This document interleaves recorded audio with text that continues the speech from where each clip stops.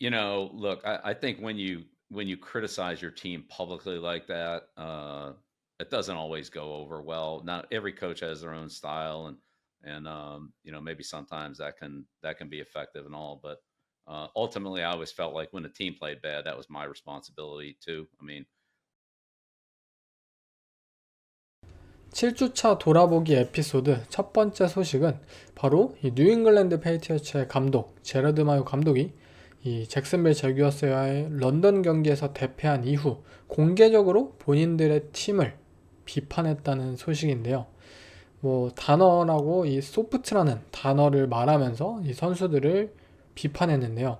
아마 이 제러드 마요 감독 입장에서는 이 공개적으로 이 소속팀을 비판하면서 뭐 선수들에게 뭐 경각심을 뭐 불러일으킨다, 뭐 그들에게 뭐 좀 더 뭐 동기부여를 뭐 시키겠다 이러한 의도였겠지만 개인적으로 이러한 방법은 굉장히 틀렸다고 생각이 듭니다.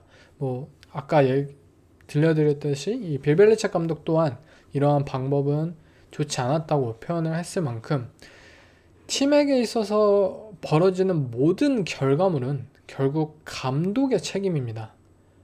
그것이 뭐 완패를 당했고 뭐 경기의 게임 플랜에 실패했든 스킴에 실패했든 뭐 선수의 코칭에 실패했든 뭐 선수들이 뭐 실수를 자주 저지르는 등 모든 것은 결국 이 팀을 총괄하는 이 감독에게 있습니다. 그런데 이 감독이 그 책임을 본인이 떠맡으려 하지 않고 그것을 선수들에게 돌린다면 선수들은 그 감독에 대한 신뢰가 또 사라지고 무너질 수밖에 없고 그렇게 팀은 더욱더 와해될 수밖에 없는 것이 사실입니다.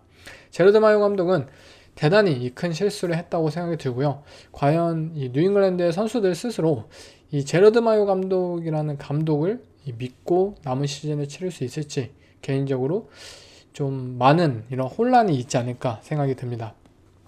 또한 이 뉴잉글랜드라는 팀의 구성은 작년하고 사실 크게 달라지지 않았는데요.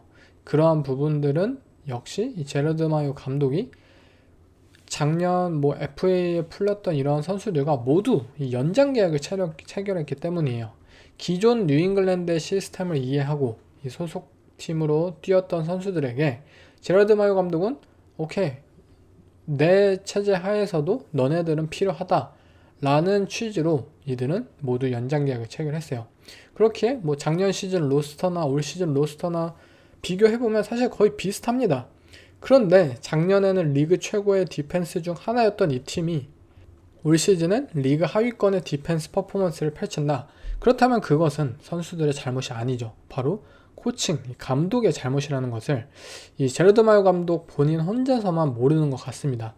아마 뭐 이 드레이크 메이 또한 뭐 인터뷰를 통해서 뭐 소프트라고 불렸던 것에 대해서 뭐 어느 정도 뭐 감독을 이해한다 뭐 이렇게 좀 애둘러서 말하는 인터뷰를 보기도 했는데요.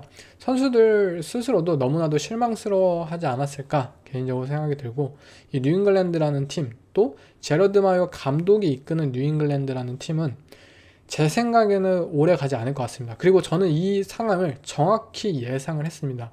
빌벨리책 감독이라는 이 정말 명 감독 슈퍼볼을 6번이나 우승시킨 이 감독이 떠났고 그 떠난 빈자리를 제러드 마요라는 이 초짜 감독이 온전히 채우기에는 굉장히 힘들 것이라고 예상을 했었고 아마 그 소중함을 이제 곧 깨닫게 되지 않을까 싶습니다. 다음은 이번 주 최고의 매치업 중 하나였죠. 바로 슈퍼볼 리매치라고 불렸던 이 캔자스 시티 칩스와 샌프란시스코 나이너스와의 경기. 이 경기는 28대 18로 캔자스 시티 칩스가 슈퍼볼에 이어서 또 한 번 웃는데 성공을 했는데요. 이 경기를 보면서 뭐 정말 지난 뭐 5경기 동안 칩스가 뭐 무패를 경험하고 정말 끝없는 승리를 거둔 이유를 아마 여러분들도 느끼시지 않을까 싶어요. 캔자스 시티 칩스라는 이 팀은 어떻게 해서든 승리를 만들어낼 수 있는 팀이라는 것을 또 한번 증명해냈습니다. 그러한 과정에 있어서 뭐 패트릭 마홈스가 인터셉션을 던지든 또는 이들의 오펜스가 뭐 리시버들이 뭐 잘 못하든 뭐 그지 같든 이 팀 캔자스 시티 칩스는 결국 승리를 만들어냅니다. 앤디 리드 감독과 패트릭 마홈스라는 쿼터백은 샌프란시스코 나이너스를 상대로 본인들이 승리할 수 있는 방법을 정확히 계산하고 인지하였고, 그 방법은 뭐 런더볼이라는 방법이었죠. 그들은 굉장히 이 과정이 지루하고 힘들 것을 알았음에도 이길 수 있으니까 그 방법을 택하면 그들은 선택을 했어요. 여러분들, 카림 헌트라는 이 29살의 런닝백이 3핏을 노리는 캔자스 시티 칩스에서, 그것도 슈퍼볼 리매치 경기에서 무려 22번의 이 스냅을 받을 줄을 과연 누가 상상을 했겠습니까? 그렇지만 캔자스 시티 칩스는 선택을 하고 있어요. 샌프란시스코 나이너스의 디펜스는 투 하이 커버리지를 이 베이스 스킴으로 사용하는 것을 알고 있었고, 본인들의 리시버진을 바탕으로 해서 패싱 게임을 선택하기 굉장히 어렵다는 것을 알고 있고, 왜냐? 뭐 리시버들이 뭐 세퍼레이션도 못 벌릴 테시고, 또 나이너스의 세컨더리 상대로 뭐 매치업하기 힘들고, 또한 닉 보사 이 샌프란시스코 나이너스의 D라인을 상대로 칩스의 뭐 양 태클들이 버텨줄 수 없다는 것을 이들은 알고 있었기 때문에 패싱이라는 방법은 통하지 않을 것이다. 오케이, 우리는 러싱을 통해 상대가 약하고 또 우리가 선택해야 하는 것이 바로 러싱이니까 런더볼을 통해서 이들은 나이너스를 상대로 풋볼을 펼쳤습니다. 그리고 실제로 나이너스의 디펜스는 이 칩스의 런더볼에 대해서 무기력한 모습을 보였고, 칩스의 경기 운영에 완전히 제대로 빠져버렸습니다. 캔자스 시티 칩스의 뭐 러싱 게임이 뭐 굉장히 큰 성공을 거둔 것은 아닙니다. 카림 헌트도 가장 긴 러싱 야드가 뭐 13야드였고 평균 러싱 야드가 뭐 3.5밖에 되지 않았을 정도로 뭐 그렇게까지 성공을 보인 것은 아니지만, 이들이 이 러싱을 통해서 풀어가는 경기의 모습을 통해서 게임을 지배하고 나이너스의 디펜스를 지치게 만들고, 본인들이 저지를 수 있는 뭐 오라인의 홀딩이나 이러한 페널티를 최대한 줄여내는 방법을 이들은 이 러싱을 통해서 만들어냈고, 마홈스의 실수가 그나마 한 번의 인터셉션으로 끝날 수 있도록 그들은 경기를 조율해냈습니다. 이러한 방법들을 통해서 이 캔자스 시티 칩스는 차근차근 이 전진을 할 수 있었는데요. 먼저 가장 눈에 띄었던 점은 스킴적으로 이 뭐 2명의 타이트엔드, 3명의 타이트엔드 포메이션을 지속적으로 사용을 하면서 이 샌프란시스코 나이너스의 투아이 커버리지 상황을 불편하게 일단 만들었습니다. 그렇고 이 나이너스의 디펜스가 자꾸 칩스가 헤비 퍼스널을 통한 이 런더볼을 추구한다. 그렇다면 우리도 뭐 투하이를 계속 사용할 수는 없고 뭐 원하이도 뭐 섞으면서 이렇게 사용을 하자. 원하이 커버리지 상황을 칩스는 유도를 해냈고, 만약 뭐 나이너스 디펜스가 원하이다? 그러면 바로 뭐 방아쇠를 당길 이 순간을 기다린 것이죠. 바로 뭐 패싱 어택을 뭐 선보이는 모습들을 선보이기도 했고, 또 굉장히 인상적이었던 플레이는 이 스프레드 포메이션을 펼쳐요. 그 다음에 리시버 한 명을 이 모션 블락커로 사용을 하면서 순간적으로 본인들의 이 박스에서의 넘버 싸움이 6대6을 만들어내면서, 원래는 5대6이었지만 한 명의 리시버를 모션으로 빨리 박스로 보내서 블락커로 사용하면서 6대6 넘버 싸움에서 승리를 거두면서 이 러싱에 있어서 굉장히 효율적인 방법들을 캔자스 시티 칩스는 굉장히 많이 고안을 했습니다. 또한 단순히 러싱만 한 것이 아니라 각종 뭐 스크린 패스, 뭐 또 자비에르 월드를 활용한 뭐 스윗 플레이, 리버스 플레이, 이 워디라는 존재가 있는 만큼 이 칩스의 이 수평적인 플레이들이 굉장히 더욱더 까다로웠던 모습이었습니다. 물론 칩스와 마홈스가 완벽했던 모습은 아니에요. 그렇지만 상대를 철저하게 파고들면서 본인들에게 있어서 최우선적인 풋볼을 펼치고 있고, 이는 본인들이 원하는 풋볼을 펼치길 고집하는 일부 팀들과 비교되는 요소라고 생각이 듭니다. 하지만 그렇게 함으로써 이 캔자스 시티는 승리를 만들어낸다는 점이 다른 팀들과 또 한번 구별이 되는 점이겠죠. 이 팀은 어떤 팀을 상대하더라도 승리 방법을 찾고 있다는 것이 굉장히 두렵고 미친 짓이지 않을까. 캔자스 시티 칩스의 3핏은 올 시즌도 정말 멀어 보이지 않는다는 사실, 지난 뭐 6주차 경기들을 통해서 이들이 증명해내고 있습니다. 반면 나이너스의 경우에는 뭐 칩스 디펜스의 벽을 넘지 못했던 또 한 번의 경기였죠. 브록 퍼디는 3개의 인터셉션을 던지면서 슈퍼볼 때 경기보다도 더욱더 좋지 못한 퍼포먼스를 선보였고, 또 이들의 오펜스는 올 시즌 뭐 문제였던 그런 것들이 또 한 번 이어졌어요. 뭐 이 경기를 통해서 좀 탈피하고 그것을 극복해내는 모습을 보였다면 더욱더 긍정적이었을 이 나이너스 입장에서 그것을 극복해내지 못하고 또 한 번의 벽으로 남겨두었다는 것은 굉장히 안타깝습니다. 먼저 나이너스의 계속된 문제점, 뭐 자주 설명을 드렸죠. 이 맨 커버리지 상황에서 상대를 압도해내지 못하는 오펜스의 구성, 시스템, 뭐 탤런트, 이러한 문제들 때문에 또 한 번 캔자스 시티 칩스의 디펜스, 이 맨 커버리지에 능하고 세컨더리들의 그런 퍼포먼스가 굉장히 뛰어난 칩스의 디펜스를 상대로 또 한 번 완패를 당했습니다. 캔자스 시티 칩스는 이 나이너스가 런 게임을 펼치지 못하도록 초반부터 경기를 설계했어요. 오케이, 우리 팀은 런 게임을 하지만 너네는 런 게임 못하게 할 거야. 우리는 런 디펜스 잘 막아낼 거야. 라는 의도를 보이기 위해서 경기 초반 샌프란시스코 나이너스의 런 게임을 상대로 6&1 프론트를 선보였어요. 뭐 6&1 모두 이제 아시겠죠? 이 2018년 슈퍼볼에서 이 빌 벨리책 감독이 션 맥베이 감독의 LA 램스를 상대로 이 스트레치 런을 막기 위해서 이 6&1 프론트를 사용했던 그 프론트를 선보이면서 오케이, 나이너스 너네 런 디펜스 하지마, 너네 뭐 할 거면 뭐 패스로 가, 이러한 의지를 드러냈고, 나이너스의 경우에는 뭐 우리는 어차피 러싱의 아이덴티티야, 너네가 뭘 하든 상관없어 라는 의도로 이 러싱을 시도를 했지만 전반전의 오펜스 홀딩이 이 런블락 상황에서 이어지면서 경기의 흐름을 깼고, 이 페널티에 대한 부분이 아마 카일 샤나한 감독을 굉장히 우려하게 만들었을 것이에요.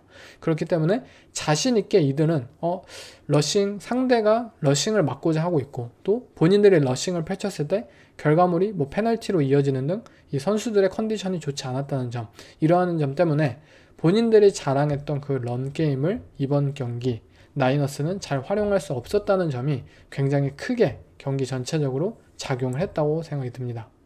그렇기 때문에 이 샷건 드랍백 패싱 게임에서 캔자스 시티 칩스의 맨 커버리지 디펜스를 상대해야 했는데, 문제는 나이너스의 리시버들이 좋은 결과들을 만들어내지 못했다는 점이죠. 디보 사뮤엘은 뭐 경기 부상을 당해서 거의 뛰지도 못하고 도움이 되지 못했죠. 그리고 브랜든 아이육의 경우에는 뭐 부상을 당해서 이 선수가 뭐 현재 시즌 아웃이 되었고, 그러한 부분은 굉장히 안타깝습니다. 굉장히 이 나이너스의 입장에서 큰 전력 손실이죠. 그렇지만 브랜든 아이육이 필드 위에 있던 순간조차도 브랜든 아이육은 굉장히 못했어요. 첫 번째 빅 플레이를 드랍을 하면서 기회를 날리게 만들었고, 또 현재는 뭐 부상마저 당하면서 나이너스가 사실상 백업 리시버들을 통해서 캔자스 시티 칩스의 디펜스를 뚫어야만 하는 상황이었어요. 크리스 컨리, 뭐 로니 벨, 이러한 리시버들은 이 브록 퍼디를 상대로 잘 도와주지 못하였고, 뭐 로니 벨의 경우에는 이 브록 퍼디와 호흡이 맞지 않으면서 뭐 마지막 인터셉션을 어이없게 뭐 내주는 장면도 유발하면서 이 나이너스의 오펜스가 이 패싱 오펜스마저 잘 풀리지 않는 그러한 일들이 벌어지게 되었습니다. 이를 상대로 칩스의 디펜스는 슈퍼볼 때와 마찬가지로 굉장히 큰 자신감과 공격성을 가지고 뭐 투맨 컨셉, 인버티드 템파 2, 그리고 원 러버 컨셉, 리시버들을 상대로 굉장히 타이트한 이 커버리지를 붙임과 동시에 이 브록 퍼디라는 쿼터백이 그래도 패싱 게임에 있어서 강점을 가진 부분, 이 필드의 중앙을 공략하는 그러한 요소들을 단속하기 위해서 철저하게 그 위주로 이 커버리지를 펼쳐냈습니다.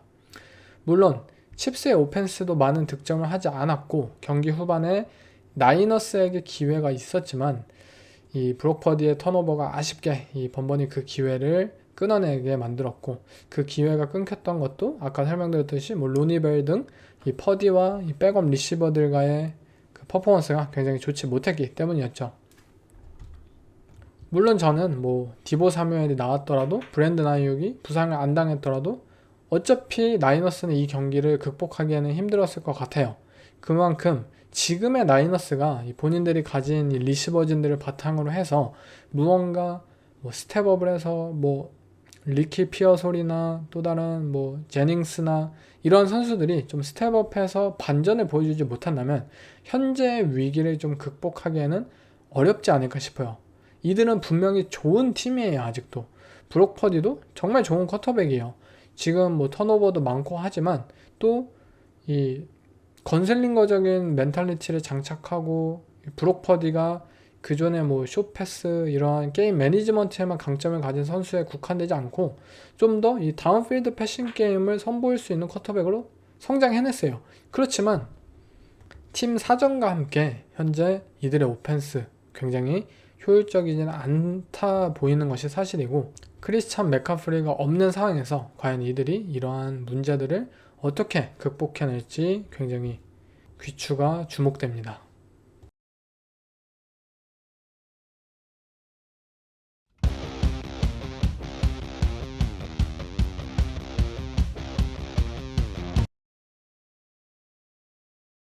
다음은 이번 주 진짜 최고의 경기였죠. 바로 디트로이트 라이온스와 미네소타 바이킹스, 이 디비전 라이벌들의 정말 자존심을 건 대결. 이 대결의 승자는 바로 31대 29로 승리한 디트로이트 라이온스입니다. 네, 이 라이온스는 이 승리를 통해서 다시 한번 NFC 노스 디비전에 현재 선두가 되었고요. 이 노스 디비전에 있어서 본인들이 정말 최고라는 것을 이 경기를 통해서 증명을 해냈는데요. 먼저 굉장히 이 볼거리가 많았던 경기이지 않았나 싶어요. 뭐 터치다운이나 이런 것들, 뭐 패싱 어택 또는 뭐 러싱 어택 또는 디펜스의 엄청난 퍼포먼스, 정말 다양하게 볼거리가 많았고 수준이 높았습니다. 그만큼 이 두 팀이 어떠한 이 접근을 가지고 이 경기에 임했는지 한번 살펴보겠습니다. 먼저 라이온스의 경우에는 이 제러드 고프라는 쿼터백이 사실 프레셔 패키지에 굉장히 약하고, 또한 경기 초반에 흔들리기 시작한다면 그것이 경기 후반까지 이어지기 쉬운 쿼터백 중에 한 명으로서 저 또한 이 쿼터백에 굉장히 많은 선입견이 있었고 그러한 부분들을 신뢰하지 못했던 것이 사실입니다. 저는 고프라는 쿼터백을 소프트하다고 생각을 했고 이 쿼터백을 별로 좋아하는 사람이 아니에요. 그렇지만 올 시즌 제러드 고프의 퍼포먼스는 인정할 수밖에 없을 것 같습니다. 특히 뭐 최근 3경기 거의 퍼펙트한 모습들을 이어 보여주고 있는데요. 이 디트로이트 라이온스라는 팀의 팀 컬러인 이 터프함, 강인함 이런 것에 현재 제러드 고프 또한 영향을 받아서인지 이 포켓 안에서 정말 터프하게 뭐 미네소타 바이킹스의 수비수들이 정말 뭐 색을 하기 일보 직전 또는 뭐 팔꿈치를 건드리고 이 펌블을 만들 수도 있는 상황 속에서 제러드 고프는 정말 공을 지켜내고 또 본인만의 그 완벽한 패스 타이밍을 정말 재면서 리시버들에게 패스를 팡팡 꽂는 모습들을 보여주면서 정말 이 제러드 고프라는 쿼터백이 이 라이온스에게 있어서 현재 가장 어울리는 쿼터백이고 현재 리그에서 가장 터프한 쿼터백이라는 것을 저 또한 새롭게 알 수 있었던 시즌인 것 같고요. 이 경기에서도 미네소타 바이킹스는 어쨌든 블리츠를 행하는 팀이에요.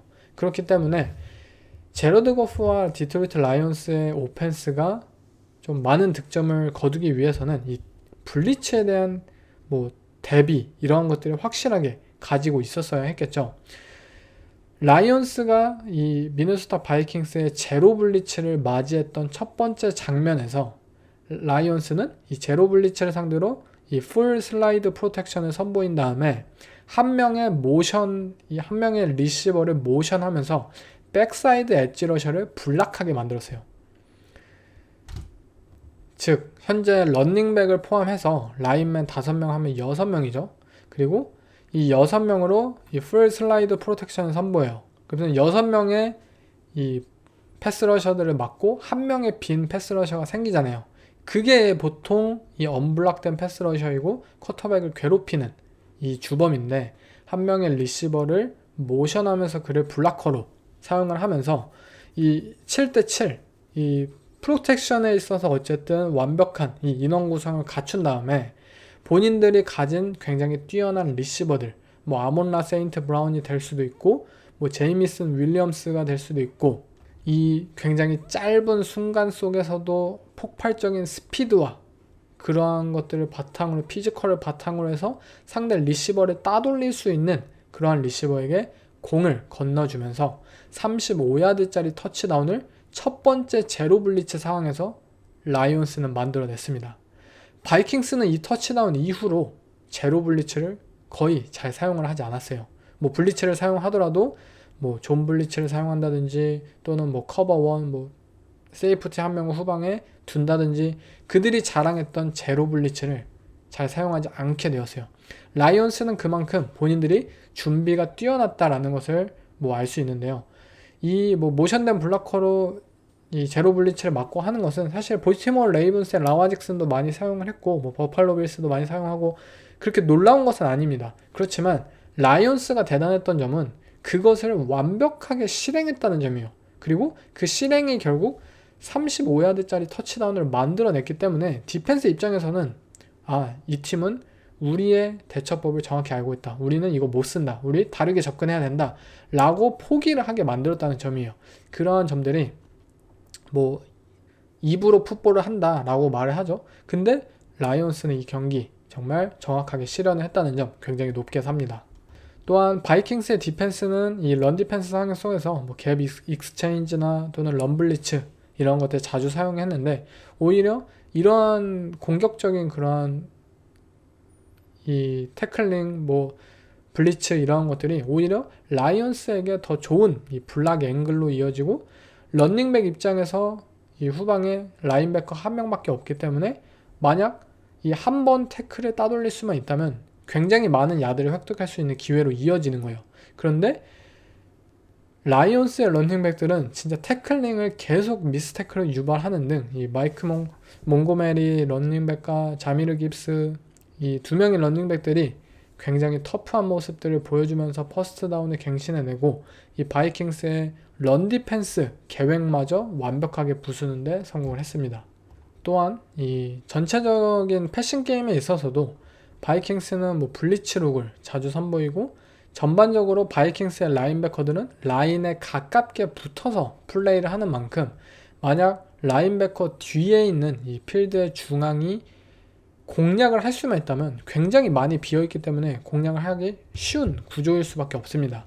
근데 라이온스는 오케이, 우리는 저것을 충분히 공략할 수 있다. 그리고 그 공략을 활용하기 위해서 플레이 액션, 우리가 잘하는 것을 좀 더 같이 합쳐서 써보자. 플레이 액션 하고 블락킹 제대로 하고 그러면 15야드, 20야드짜리 패스가 그냥 꽁으로 이 바이킹스 디펜스를 상대로 먹혀들었고 이러한 확실한 플레이 컨셉들을 준비해 왔다는 점, 본인들의 강점, 상대의 강점을 정확히 분석해냈고 상대의 강점에 본인들의 이 강점을 통해 대응할 수 있는지 그리고 그러한 대응 방법이나 이러한 준비에 있어서 굉장히 디테일했고 너무나도 뛰어났다는 점, 이 라이언스의 오펜스가 정말 좋은 코치들과 좋은 선수들 그리고 제러드 고프의 각성 이러한 모습들을 통해서 정말 엄청난 경기를 펼쳤다고 인정을 할 수밖에 없었습니다. 라이온스의 경우에는 저는 오펜스적으로 지금 같은 모습이라면 뭐 걱정할 게 없을 것 같습니다. 뭐 디펜스적으로 에이든 허친슨의 공백 이러한 부분을 뭐 채워낼 수만 있다면 정말 NFC에 있어서 현재 가장 강한 팀이라고 파워랭킹 1위 뭐 부정을 할 수가 없는 이 상황이지 않을까 싶네요. 그리고 상대팀이었던 미네소타 바이킹스의 경우에는 이 라이온스의 디펜스를 상대로 굉장히 조금은 이 패싱 상황에서 리시버들이 아쉬운 모습을 선보이지 않았나 싶은데요. 바이킹스의 저는 이날 뭐 프로텍션 수준은 그냥 괜찮았다고 봐요. 이 라이온스가 어쨌든 에이든 허친슨도 없고 이 본인들이 자랑하는 그 무지막지한 뭐 패스러시 뭐 이런 프레셔 이러한 것들을 바이킹스를 상대로 효과적으로 보여주지 못했습니다. 그렇지만 바이킹스는 오히려 라이온스의 코너백들을 상대로 본인들의 리시버들이 뭐 때때로 빅플레이를 만들어낸 것은 사실이지만 그 경기를 지속시킬 수 있는 퍼스트다운 갱신 역할에 있어서 리시버들이 좀 꾸준한 모습들을 잘 보여주지 못했다는 점, 오히려 그만큼 라이온스의 디펜스가 굉장히 터프한 모습들을 선보였고 오히려 라이온스의 디펜스가 정말 많이 성장했다라는 것을 증명해낸 경기였다고 생각이 듭니다. 뭐 이 경기에 대해서 뭐 라이온스가 어쨌든 이겼고 이 라이온스에 대한 칭찬을 할 수밖에 없는데 물론 바이킹스도 정말 좋은 경기를 펼쳤습니다. 이들의 디펜스는 또 한 번 이 라이온스의 오펜스를 상대로 정말 많은 기회를 가져오기도 했고요. 또 이 샘 다놀드 또한 어쨌든 라이온스의 디펜스는 무시할 만한 그런 그룹들이 아닙니다. 그럼에도 불구하고 본인이 이 경기를 안정적으로 이끌어가는 모습들을 보이고 또 빅플레이를 만들어내기도 하고 또 이 잘 풀리지 않았을 땐 본인의 발로서 플레이를 연장하는 모습들도 보이고 바이킹스의 오펜스도 굉장히 인상적인 경기를 충분히 펼쳤다고 생각이 듭니다. 저는 현재 이 그린베이 패커스, 미네소타 바이킹스, 또 디트로이트 라이온스 현재 NFC 노스 팀들이 세 팀이 5승을 거두고 있죠. 시카고 베어스가 4승 2패인데 근데 이 NFC 노스에 있는 세 팀이 이 NFC 리그의 1등, 2등, 3등이라고 생각이 들어요. 그만큼 정말 이 막강한 팀들이 이 NFC 노스 디비전에 몰려있고 이 팀들 중에서 이 슈퍼볼에 진출할 팀이 한 팀이 나오지 않을까 상상을 해봅니다.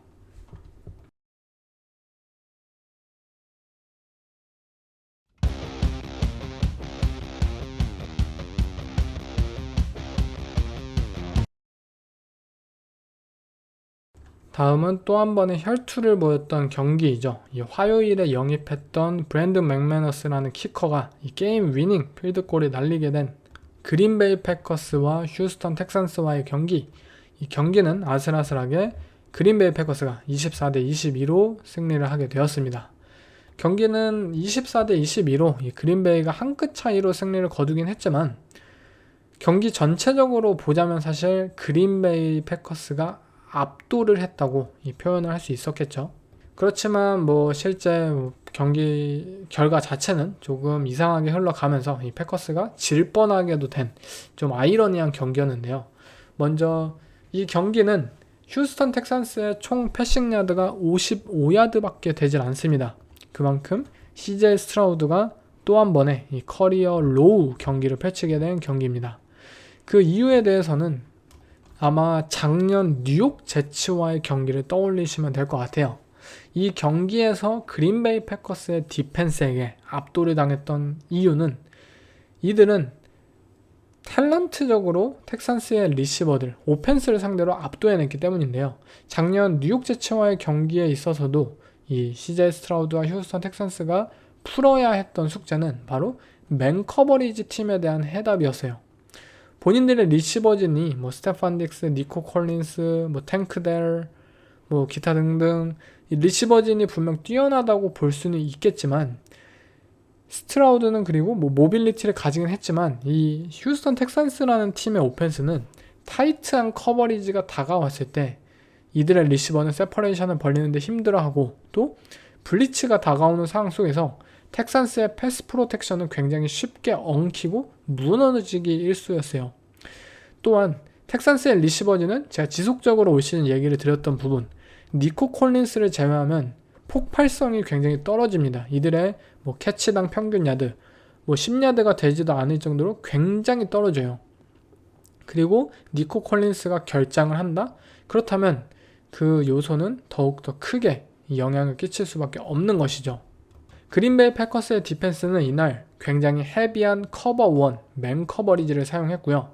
텍산스의 리시버들은 코너백들을 잘 따돌리지 못하면서 번번이 패스의 기회를 놓치기 일쑤였고 그린베이 패커스 디펜스의 블리츠, 심프레셔, 그리고 스턴트 이러한 것들을 통해서 이 패커스의 무지막지한 패스러쉬는 텍산스의 오라인들의 혼을 빼놓는 수준이었고 이 언블락된 패스러쉬가 굉장히 많았어요. 뭐 라이트 태클 상대로 언블락된 패스러쉬가 들어가기도 하고 또는 뭐 라인베커의 이 레프트 사이드의 C갭 이 블리츠를 통해서 이 포맨 러쉬인데 이 심프레셔 컨셉으로 그냥 언블락된 이 라인베커가 CJ 스트라우드에게 색을 한다든지 이날은 정말 이 휴스턴 텍산스의 오라인의 악몽 같은 날이었을 정도로 경기는 굉장히 일방적이었습니다. 물론 이 클리브랜드 브라운스와의 와일드카드 경기처럼 텍산스라는 팀이 이 맨 커버리지 팀을 상대로 큰 성공을 거둔 적도 있긴 해요. 그렇지만 그 경우는 패커스와의 경기에서 성공했던 유일하게 그러한 플레이들처럼 바로 플레이 액션 상황이었기 때문에 성공을 거둔 것이에요. 언더센터에서 이어진 플레이 액션은 자연스럽게 리시버들을 이 빈 공간으로 침투를 시켜주고 CJ 스트라우드의 정확한 패스는 그들의 리시버에게 이 코너백과의 쿠션이 많이 벌어졌기 때문에 빅플레이를 만들어주고 이 헤비한 디펜스의 장점들을 무력화할 수 있다는 점이에요. 그런데 플레이 액션 오펜스를 뭐 어느 상황이나 또는 뭐 매번 이렇게 사용을 할 수 있는 플레이가 아니잖아요. 뭐 러싱이 잘 통하지 않는다면 사용할 수도 없고, 또는 경기의 템포가 뭐 빨라진다면 이번 경기처럼 그런 플레이 액션 컨셉들을 사용할 수가 없게 되는 거예요. 그렇기 때문에 이들은 이 맨 커버리지 팀을 상대로 우리는 플레이 액션 해야 되는데 못하네? 그러면 뭐 샷건 드랍백 해. 근데 스테판 딕스 또는 뭐 탱크델, 뭐 달튼 슐츠 이러한 선수들 잘 따돌리지 못하네? 오케이. 그런 상황 속에서 그린베이 패커스는 지속적으로 맨 커버리지 붙이고 또 블리츠 붙이고 상대가 블리츠에 힘들어하니까 심프레셔 컨셉 보내면서 또 뭐 존 커버리지 펼치고 왔다 갔다 하면서 스트라우드를 혼내고 또 이들의 오라인맨들의 혼을 빼앗고 이런 식으로 경기가 이어지면서 스트라우드는 전혀 본인만의 리듬을 되찾지 못하고 커리어 최악의 경기를 펼치게 되었습니다. 전체적으로 뭐 CJ 스트라우드 혼자서 뭘 해볼 경기가 아니었고, 그나마 런닝백인 조 믹슨의 활약이 아니었더라면 이 경기는 셧아웃이 되었을 정도의 수준이었다고 생각이 듭니다. 텍산스라는 팀이 분명 5승을 거두었고 굉장히 좋은 팀이에요. 모두가 인정하잖아요. 객관적으로 텍산스는 뭐 오펜스와 디펜스 밸런스가 좋고 정말 까딱하면은 이 폭발적인 그런 성장을 거두기만 한다면 충분히 슈퍼볼에 도달할 수 있는 팀입니다. 그런데 이렇게 특정 타입의 이 강점을 가진 상대를 만났을 때 정말 극한으로 약해질 수 있다는 점, 본인들의 더 높은 목표를 위해서 이러한 부분들을 반드시 해결해야 하지 않을까 싶네요. 그린베이 패커스의 디펜스의 경우 뭐 텍산스를 상대로 이렇게 좋은 모습을 보이면서 굉장히 큰 자신감을 얻지 않았을까 싶어요. 이 경기처럼 본인들이 다이나믹해질 수 있다라는 것을 증명해냈고, 시즌 초반에는 본인들의 색채를 잘 찾지 못했던 느낌이었어요. 그런데 갈수록 뭐 커버 2, 커버 1 어떠한 디펜스든 상대 맞춤형으로 본인들이 펼칠 수 있다는 자신감과 특히 이 헤비한 퍼스널을 사용하는 팀들을 상대로 이 다양한 라인베커 퍼스널을 바탕으로 매치업이 가능하다는 점, 뭐 베이스 퍼스널을 펼치면 뭐 라인베커 3명을 꺼내들면서 뭐 이렇게 강점을 가진 팀들이 있죠. 그런데 그린베이 패커스의 경우에는 뭐 라인베커 4명도 꺼내요. 뭐 이 오프볼 라인베커를 4명도 꺼내들면서, 근데 그 라인베커 4명들이 정말 뭐 아웃사이드 라인베커로도 활용하면서도 잘하고 패스러시도 잘하고 뭐 런 디펜스도 잘하고 커버리지도 잘하고 정말 다양하게 본인들이 정말 좋은 탤런트들을 가지고 이를 바탕으로 상대를 어떻게 대응할 수 있는지 이들은 알고 있다는 점, 굉장히 큰 능력이라는 것을 이번 경기를 통해서 목격할 수 있었습니다. 또한 오펜스의 경우에는 조던 러브가 뭐 3개의 터치다운, 2개의 인터셉션, 뭐 나는 브렉 파브가 좋다, 에런 로저스보다 파브다 라고 현재 올 시즌 외치고 있는데요. 그렇지만 조던 러브를 좀 좋아할 수밖에 없고 이 선수를 응원할 수밖에 없는 이유를 또 한번 보여준 것 같아요. 텍산스의 이날 디펜스는 뭐 too high for under 또는 fire zone 또는 quarters coverage 딱 3개의 디펜스 플레이 컨셉만 선보였어요. 뭐 쿼럴스의 경우에는 스틱 그리고 에로우 컨셉으로 차근차근 이 짧게 야드를 전진해 나가는 모습을 보였고, 블리츠가 들어왔을 때는 리스크 있는 패스를 던져내면서 플레이를 성공시켰는데 이 타이트엔드였던 터커 크래프트를 향한 이 심 패스는 레드존에서 선보였던 그 심 패스는 진짜 조던 러브만이 던질 수 있는 패스이지 않을까 라고 생각이 들 정도로 환상적인 모습이었습니다. 사실 텍산스의 디펜스는 이 경기에 저는 굉장히 잘했다고 생각이 들었어요. 정말 다양한 상황 속에서 뭐 심프레셔 잘 선보이고 특히 파이어존 컨셉들이 굉장히 잘 먹혀들었는데 본인들만의 그런 컨셉들을 잘 알고 있었고 이를 통해 패커스를 압박해냈어요. 그리고 턴오버도 유발을 하면서 이 조던 러브를 무너뜨릴 수 있는 기회를 분명히 만들어냈습니다. 그렇지만 조던 러브는 굴하지 않고 오케이 뭐 나 인터셉션 던질 수도 있지, 뭐 다음에 터치다운 던지면 되잖아, 그러니까 이러한 마인드를 가지고 계속해서 공격적으로 이 본인들이 경기에서 승리할 수 있는 그런 해답들을 찾아낸 것이 굉장히 인상적이었던 경기였습니다. 앞서 소개한 큰 경기들을 제외하더라도 이 뭐 뉴욕 제츠와 피츠버그 스틸러스 간의 이 썬데이 나잇 풋볼 경기 37대 15로 스틸러스가 큰 승리를 이 마이크 텀린 감독이 크게 웃었던 경기인데요. 뉴욕 제츠의 오펜스가 뭐 디반테 아담스가 왔다고 해서 한 주 만에 뭐 달라지진 못했죠. 아마 굉장히 실망을 하신 분들도 있을 것 같고요. 제 개인적으로 이 경기를 보면서 이 필름을 돌려보면서 느꼈던 것은 에런 로저스 혼자서 이 오펜스를 이끌어갈 능력은 없다고 생각이 듭니다. 이 말이 무슨냐면 뭐 에런 로저스가 부족한 쿼터백이다라는 것을 의미하는 게 아니라 이 모든 오펜스의 퍼스널들을 조화시켜줄 수 있는 뭔가 사람이 필요하다라는 점이에요. 런 게임에 대한 의지는 이 경기에 찾아볼 수가 없었고, 브리스 홀이 정말 이 뉴욕 제츠의 현재 최고의 선수라는 것은 사실 모두가 알고 있잖아요. 브리스 홀 계속해서 터치다운 연속적으로 만들어내고 몇십 야드 이 빅플레이, 브리스 홀 혼자서만 거의 만들고 있어요, 매 경기. 그럼에도 불구하고 뉴욕 제츠는 이 런 게임에 대한 의지가 없고요.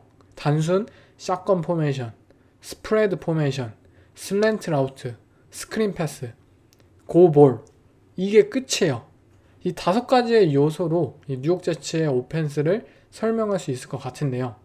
정말 뭐 디반테 아담스, 게런 윌슨, 뭐 마이크 윌리엄스, 브리스 홀, 뭐 정말 본인들이 가진 정말 엄청나게 탤런트한 이 리시버들을 가지고, 또 쿼터백이 에런 로저스잖아요. 그러면 정말 다양한 것들을 사실 시도하고 또 이점을 삼아서 효과적으로 이 경기를 끌고 갈 수 있을 텐데, 그냥 에런 로저스가 좋아하는 거, 그냥 뭐 슬랜트 라우트 던지고 뭐 고볼, 뭐 게런 윌슨이나 뭐 이렇게 잘 던지는 선수한테 던지고, 근데 뭐 성공할 수도 있겠죠. 하지만 뭐 게런 윌슨이 드랍을 했다가 그것이 뭐 인터셉션으로 연결된 것처럼 항상 좋은 결과로 이어지지 못하는 것이 뉴욕 제츠의 문제라고 생각이 들고요. 굉장히 오펜스가 단순하고 이렇게 좀 예측 가능하다라는 범위에 있다는 점, 이 스틸러스처럼 디펜스에 큰 강점을 가진 팀을 상대로 이것이 잘 통할 리는 없다라는 것이 제 의견이고요. 분명히 포텐셜은 있다고 봐요. 정말 업사이드는 높다고 봐요. 그렇지만 이 모든 것을 정말 조화롭게 이 팀을 운영하고 이끌어줄 수 있는 그 누군가가 이 뉴욕 제츠의 오펜스에게 필요하지 않을까 싶네요. 뭐 디펜스는 현재 이 로버트 살라 감독 나가면서 더욱더 현재 좋지 못한 모습이가, 뭐 스틸러스의 경우에는 정말 뭐 경기가 시작되기 전만 하더라도 여러 가지 비판이 많았습니다. 아니 뭐 잘하고 있는 저스틴 필즈를 왜 내치냐, 뭐 러셀 윌슨이 뭘 해냈다고 이 선수를 기용하는 것이냐, 뭐 이렇게 정말 많았지만 이 단 한 경기만으로 정말 셧아웃을 시킬 정도로 이 러셀 윌슨과의 첫 번째 이 스틸러스의 경기는 큰 승리를 거두었습니다. 물론 러셀 윌슨이 정말 잘한 건 아니죠. 뭐 경기 초반에는 뭐 제대로 된 이 패스의 정확성을 보여주지도 못했고 아슬아슬했던 상황이 많았어요. 그렇지만 경기가 좀 더 지나가면서 본인들의 뭐 나지 해리스나 젤런 워란 이 런닝백들을 바탕으로 경기를 풀어갔을 때 러셀 윌슨 또한 뭔가 이 몸이 풀리는 듯한 모습이었고, 러셀 윌슨과 뭐 조지 피켄스 이 어마어마한 딥볼 게임의 성공을 거두면서 이 뉴욕 제츠의 디펜스를 그냥 확 이 무너뜨리는데 성공을 했습니다. 아마 러셀 윌슨이라는 쿼터백이 그나마 저스틴 필즈라는 쿼터백에게 비해서 좀 더 강점을 가진 부분은 이 경기처럼 이 패싱이라는 부분에 있어서는 좀 더 유연하고 대처가 가능하고, 또 무언가의 좀 뭐 업사이드라고 표현하기는 그렇지만 무언가 그래도 이 패싱적으로 좀 더 기대할 만한 것들이 필즈보다는 있다라는 것을 확인할 수 있었고요. 물론 반면에 저스틴 필즈는 이 러셀 윌슨보다 더욱더 쿼터백의 그런 스크램블 능력이나 이 운동 능력 발휘에 있어서 더욱더 뭐 기대할 수 있겠죠. 저는 두 쿼터백 모두 비슷한 레벨의 쿼터백이라 생각이 들어요. 한쪽은 A의 강점이 있고 한쪽은 뭐 B의 강점이 있고, 그것을 선호하는 감독이 어떤 취향을 가지고 있느냐, 그 차이라고 생각이 들어요. 근데 어쨌든 마이크 텀린 감독은 좀 더 안정적으로 패싱을 소화할 수 있고, 어쨌든 런 게임은 런닝백들로 충분하다, 우리는 이렇게 승리를 거둘 수 있다라는 것을 이번 주 경기를 통해서 보여주었습니다. 네, 이 외에도 뭐 또 한 번의 패배를 당한 라스베가스 레이더스, 이 가드너 민슈와 에이든 오코넬을 두 명을 통해서 시즌을 치르려고 했던 이들의 위험한 선택 모두가 말렸었죠. 하지만 본인들이 뭐 또 시가 한 대 피우면서 이것이 레이더스 웨이다, 우리는 할 수 있다 라고 외쳤지만 디반테 아던스는 떠났고 뭐 에이든 오코넬 부상이고 가드너 민슈 인터셉션 계속 던지고 절대 좋은 결과로 이어지지 못하고 있죠. 아마 감독에 대한 불만이 더욱더 커지지 않을까 싶고 뭐 트레이드나 또는 뭐 감독 해고에 대한 의견들이 계속해서 불러나올 것 같은 시즌입니다. 그리고 뭐 뉴욕 자이언츠, 이 필라델피아 이글스의 런닝백인 세쿼안 바클리를 보면서 과연 본인들 스스로 어떤 이 생각을 가지고 있을지 개인적으로 궁금합니다. 이글스 입장에서는 사실 완벽한 경기를 펼친 것은 아니에요. 28대 3으로 뭐 점수 자체는 완벽했다고 생각할 수도 있겠지만 디펜스의 활약이 돋보였고 오펜스는 굉장히 답답한 모습을 이어갔어요. 그렇지만 뭐 저번 주에는 AJ 브라운이 슈퍼플레이를 선보이면서 경기에 승리했다면 이번 주에는 뭐 세쿼안 바클리가 슈퍼플레이를 보이면서 이번 주도 승리를 거두었죠. 이글스의 오펜스는 지속적으로 본인들이 강점을 가진 이 탤런트적인 이 부분에서 그들의 슈퍼플레이에 기대는 모습들을 현재까지 많이 보여주고 있어요. 그들이 이 스킴적으로 오펜스의 시스템적으로 뭐 짧게 드라이브를 이어가고 지속시키고 그런 모습들을 잘 보여주는 것이 아니라 그냥 오케이 에이제 브라운 그냥 뭐 냅다 던져도 50야드 뭐 잡아주네, 40야드 터치다운 만들어주네, 세쿠안 바클리도 그냥 뭐 50야드 러싱 선보여주네, 약간 이러한 느낌으로 선수들의 탤런트에 기우는 모습들을 보여주고 있는데요. 이러한 승리는 지속적인 승리 방법을 추구할 수는 없겠죠. 다만 이제 본인들이 어쨌든 이러한 여유가 있다면 이를 바탕으로 오펜스의 시스템을 다시 한번 재검하고 이 더 좋은 시스템을 만들기 위해서 준비를 철저하게 해야 될 것 같습니다. 그리고 뭐 애틀란타 팔콘스의 경우에는 역시 좀 강팀들을 상대했을 때 이 굉장히 애매한 팀인 것 같아요. 뭐 본인들이 정말 좋은 오펜스 탤런트를 가졌고 이 오펜스 웨펀진을 토대로 정말 많은 득점을 거둘 수도 있지만 또 어떠한 팀을 만나느냐에 따라서 한없이 약해질 수 있었다는 점, 본인들의 고점과 접점이 굉장히 이게 굴곡이 심하다는 점, 그러한 점들은 어쨌든 본인들이 뭐 슈퍼볼 컨텐더를 노리는 팀들 중에 하나로서 굉장히 부족한 점이라고 생각이 들고요. 일관성을 유지하는 것이 팔콘스의 입장에서 현재 굉장히 중요한 목표라고 생각이 듭니다. 그리고 또 월요일 먼데이 나잇 풋볼의 경우에도 볼티모어 레이븐스가 이 템파베이 벅스를 상대로 큰 승리를 거두었죠. 레이븐스의 경우에는 뭐 저번 에피소드에서 너무나도 이 칭찬을 했었던 이 라마 잭슨은 현재 이 패싱 능력이 진짜 경지에 올랐다라는 것을 2주 연속 이 평가를 짧게 매깁니다. 정말 라마 잭슨의 패싱 능력이 미쳤고 또 데릭 헨리를 통한 이들의 러싱 아이덴티티 또한 미친 상황이에요. 정말 오펜스가 시즌 초반에는 무언가 아직 확립되지 못한 상황 속에서 다양한 걸 시도하다가 이게 실패한 느낌이었는데 지금은 오케이 우리들이 잘하는 거 잘해, 또 상대팀도 알아, 그러면 우리가 하고 싶은 거 다 해야지, 근데 다 성공해. 지금은 또 이렇게 반대로 성공을 이렇게 거두고 있는 상황입니다. 벅스 입장에서는 뭐 부상자가 많았던 경기였던 만큼 뭐 이 토드 볼스 감독의 그런 선택들에 대해서 비판도 있고 분명히 뭐 여러 가지 시각이 있지만 제 개인적인 시각으로서는 뭐 경기를 포기했을 수도 있을 것 같아요. 그 순간이라면. 하지만 선수들과 감독이 만약 그 경기에서 뭐 1분이 남았고 10초가 남았든 본인들이 뭐 터치다운을 만들어내고 온사이드 킥을 성공해서 충분히 역전승을 만들 수 있다고 판단을 했다면 뭐 그냥 플레이를 했는 게 맞는 방법이겠죠. 그리고 그 과정 속에서 벌어진 부상에 대한 부분은 뭐 누구를 탓할 수 없는 그런 요소라고 생각이 듭니다. 네, 이상 7주차 돌아보기 에피소드를 다 마쳐봤는데요. 이제 시즌의 절반까지 단 한 주밖에 남지 않았습니다. 아마 이 상황 속에서 여러분들 모두 정말 어떤 팀이 강팀이고 또 어떤 팀이 약팀이고 각 팀들의 숙제나 해결에 대한 부분들, 이러한 부분들을 모두 목격을 하고 있을 것 같은데요. 결국 슈퍼볼을 진출하기 위해서 뭐 또는 디비전 우승하기 위해서는 본인들의 그 남아있는 숙제를 앞으로 시즌 후반 어떻게 해결하는 모습들을 보이냐가 관건이라고 생각이 듭니다. 그러한 부분들을 여러분들도 살펴보면서 이 시즌을 즐기셨으면 좋겠네요. 네, 이번 에피소드는 여기서 마치겠습니다.